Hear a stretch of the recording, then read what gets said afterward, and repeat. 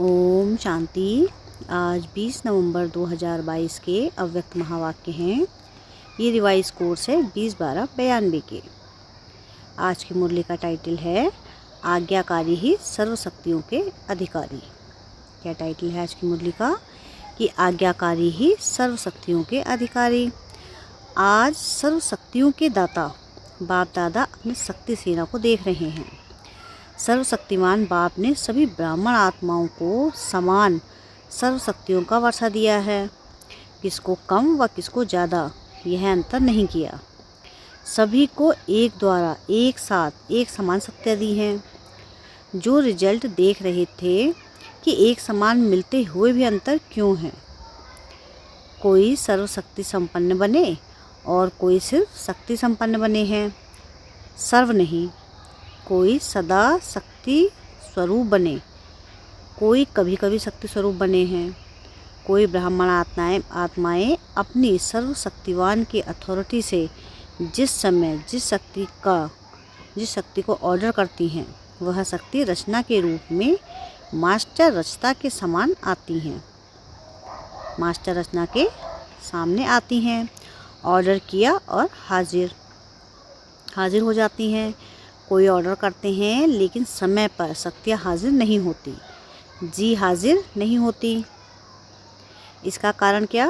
कारण है जो बच्चे सर्वशक्तिमान बाप जिसको हजूर भी कहते हैं, हाजिर नाजिर भी कहते हैं, तो जो बच्चे हजूर अर्थात बाप के हर कदम की श्रीमत पर हर समय जी हाजिर व हर आज्ञा में जी हाजिर प्रैक्टिकल में करते हैं, तो जी हाजिर करने वाले के आगे हर शक्ति भी जी हाजिर व जी मास्टर हजूर करती है। अगर कोई आत्माएं श्रीमत व आज्ञा जो सहज पालन कर सकते हैं वह करते हैं और जो मुश्किल लगती है वह नहीं कर सकते।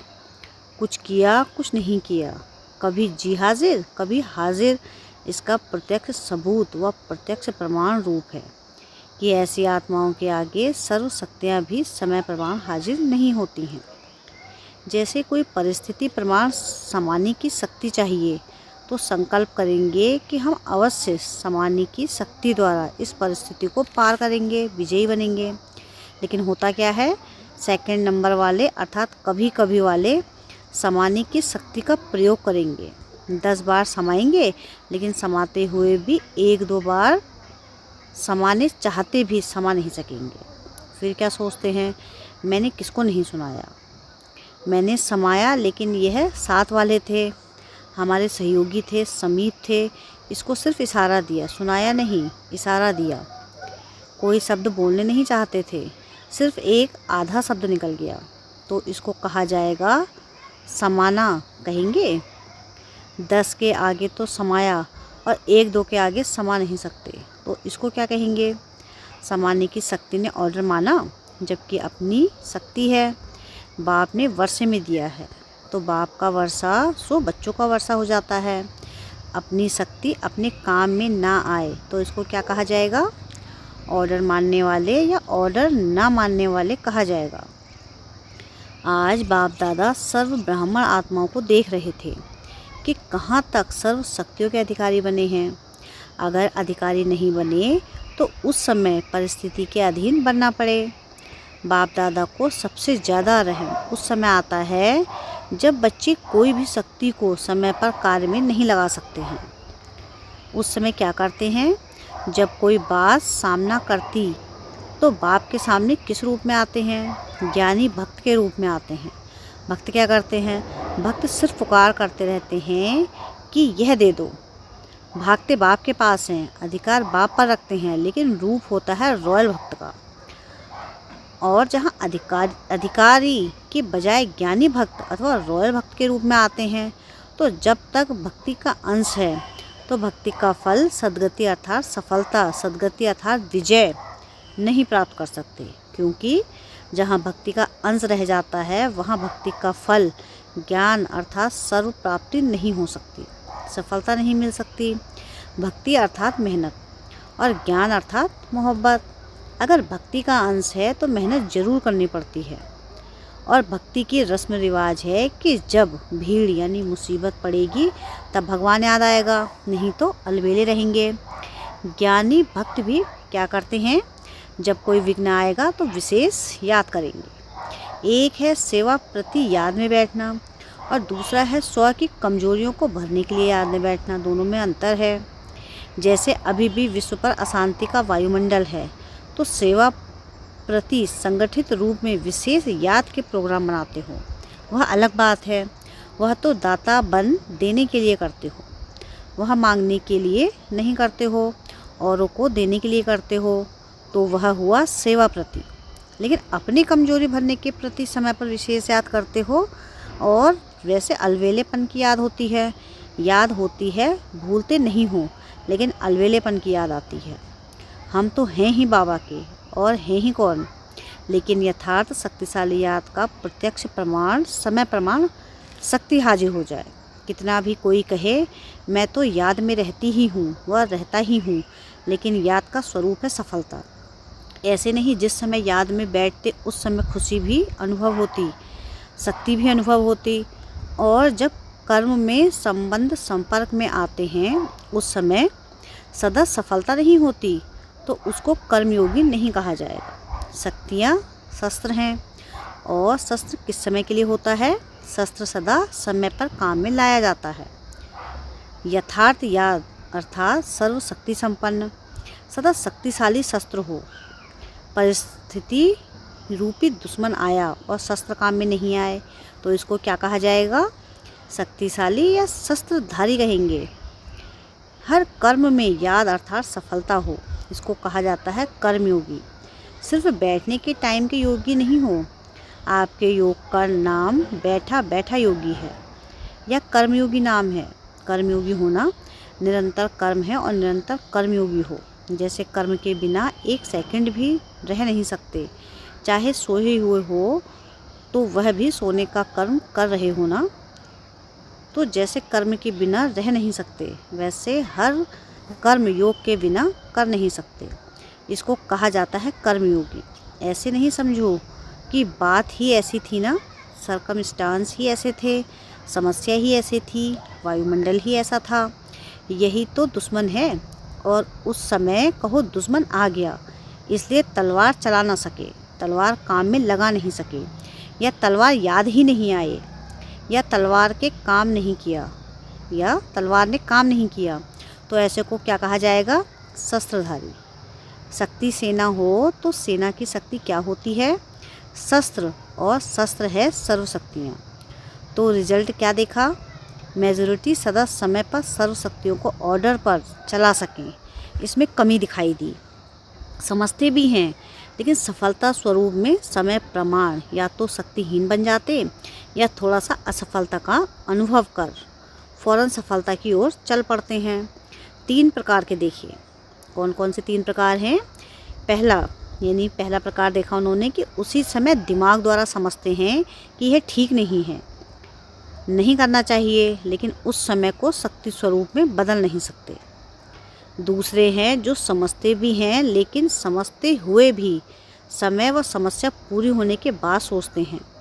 वह थोड़े समय में सोचते हैं, वह पूरा होने के बाद सोचते हैं। तीसरे प्रकार के महसूस ही नहीं करते कि यह रॉन्ग है, सदा अपने रॉन्ग को राइट ही सिद्ध करते हैं, अर्थात सत्यता की महसूसता शक्ति नहीं है। शक्ति नहीं तो अपने को चेक करो कि मैं कौन हूँ।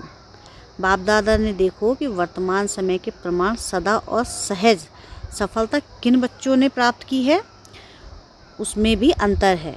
एक है सहज सफलता प्राप्त करने वाले, और दूसरे हैं मेहनत और सहज दोनों के बाद सफलता पाने वाले। जो सहज और सदा सफलता प्राप्त करते हैं, उनका मूल आधार क्या देखा, जो आत्माएं सदा स्वयं को निर्माण चित्त की विशेषता से चलाते रहते हैं, वही सहज सफलता को प्राप्त करते आए हैं। निर्माण शब्द एक है, लेकिन निर्माण स्थिति का विस्तार और निर्माण स्थिति के समय प्रमाण प्रकार वह बहुत है। उस पर फिर कोई समय सुनाएंगे, लेकिन यह याद रखना है कि निर्माण बनना ही स्वमान है और सर्व द्वारा मान प्राप्त करने का सहज साधन है। निर्माण बनना झुकना नहीं है। लेकिन सर्व को अपनी विशेषताओं और प्यार में झुकाना है। समझा? सभी ने रिजल्ट सुनी। समय आपका इंतज़ार कर रहा है। और आप क्या कर रहे हो? आप समय का इंतज़ार कर रहे हो। मालिक के बालक होना, तो समय आपका इंतज़ार कर रहा है कि ये मेरे मालिक मुझ समय को परिवर्तन करेंगे। वह इंतज़ार कर रहा है और आपको इंतज़ाम करना है। इंतज़ार नहीं करना है, सर्व को संदेश देने का और समय को संपन्न बनाने का इंतज़ाम करना है। जब दोनों कार्य संपन्न हो तब समय का इंतज़ार पूरा हो। तो ऐसा इंतज़ाम सब कर रहे हो किस गति से?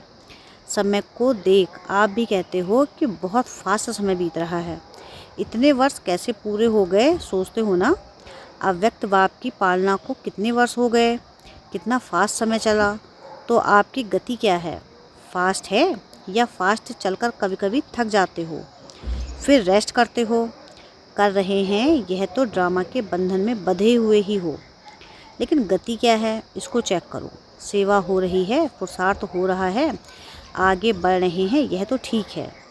तो अब गति को चेक करो, सिर्फ चलने को चेक नहीं करो, गति को चेक करो, स्पीड को चेक करो। समझा?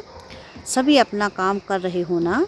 अच्छा, चारों ओर के सदा बाप के आगे जी हाजिर करने वाले, सदा मास्टर सर्वशक्तिवान वन, सर्व शक्तियों को स्वयं के ऑर्डर में चलाने वाले, सर्व शक्तियाँ जी हाजिर का पाठ बजाने वाली, ऐसे सदा सफलता मूर्त आत्माएं, सदा हर कर्म में याद का स्वरूप अनुभव करने वाले और कराने वाले, ऐसे अनुभवी आत्माओं को सदा हर कर्म में, संबंध में, संपर्क में निर्माण बन विजयी रत्न बनाने वाले, विजयी रत्न बनने वाले, ऐसे सहज सफलता मूर्त श्रेष्ठ बच्चों को बाप दादा का याद प्यार और नमस्ते।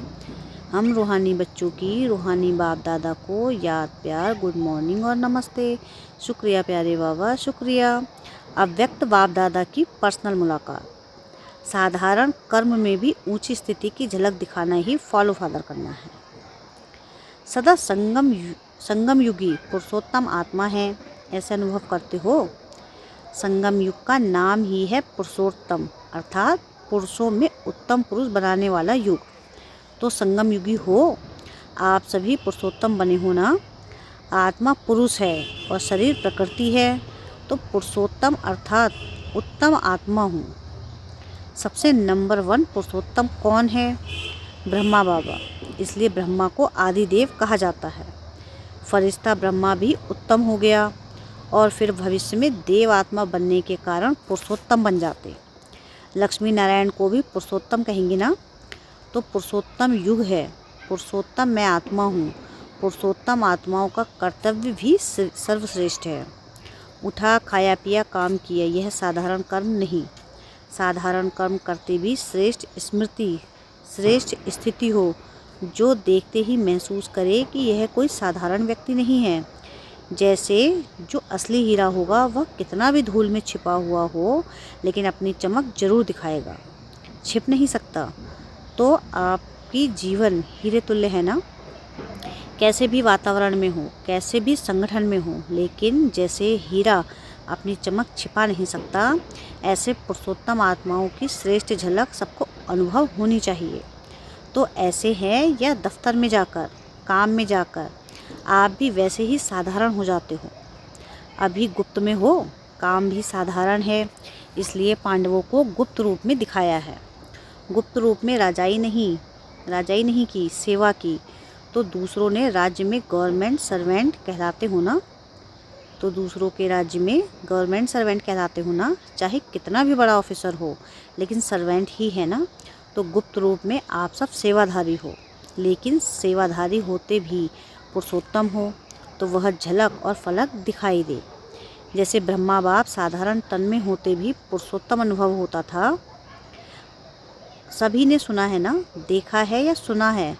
अभी भी अव्यक्त रूप में भी देखते हो, साधारण में पुरुषोत्तम की झलक है। तो फॉलो फादर है ना? ऐसे नहीं साधारण काम कर रहे हैं, माताएं खाना बना रही हैं, कपड़े धुलाई कर रही हैं, काम साधारण हो लेकिन स्थिति साधारण नहीं, स्थिति महान हो। ऐसे है या साधारण काम करते साधारण बन जाते हैं? जैसे दूसरे वैसे हम नहीं। चेहरे पर वो श्रेष्ठ जीवन का प्रभाव होना चाहिए।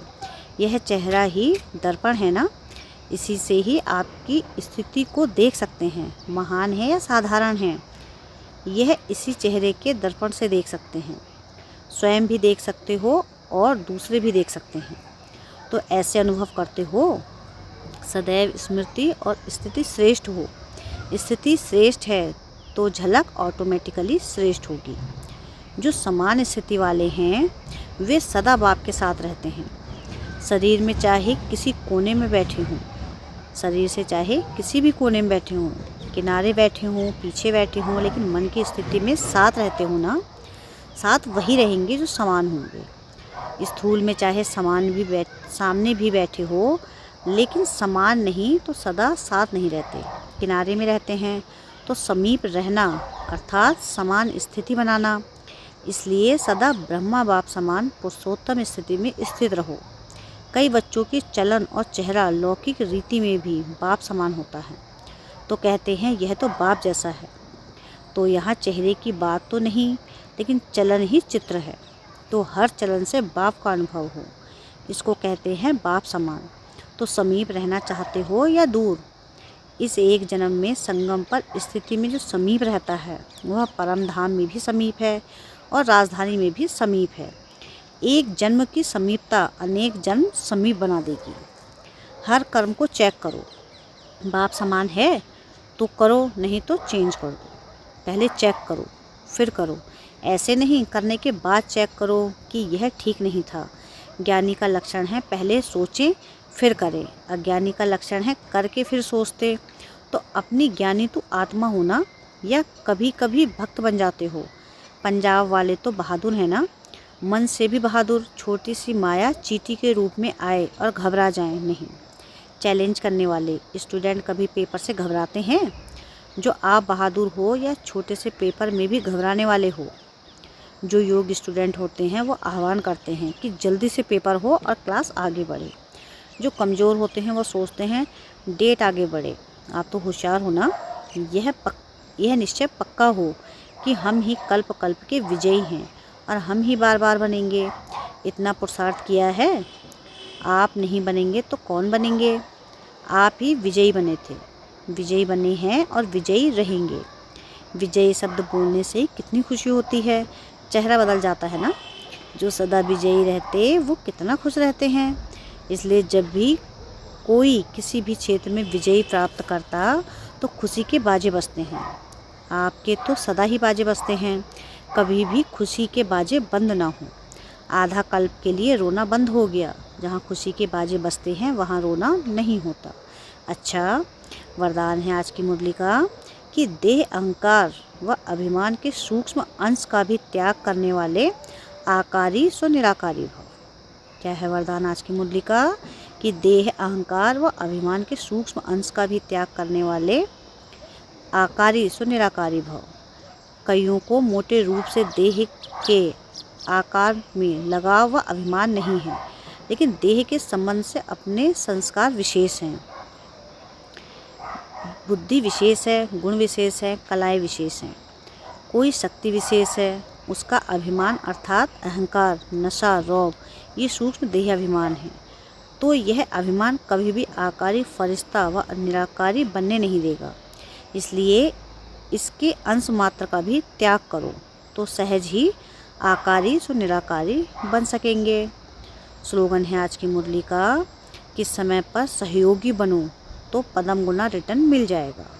क्या है स्लोगन आज का? कि समय पर सहयोगी बनो तो पदम गुना रिटर्न मिल जाएगा।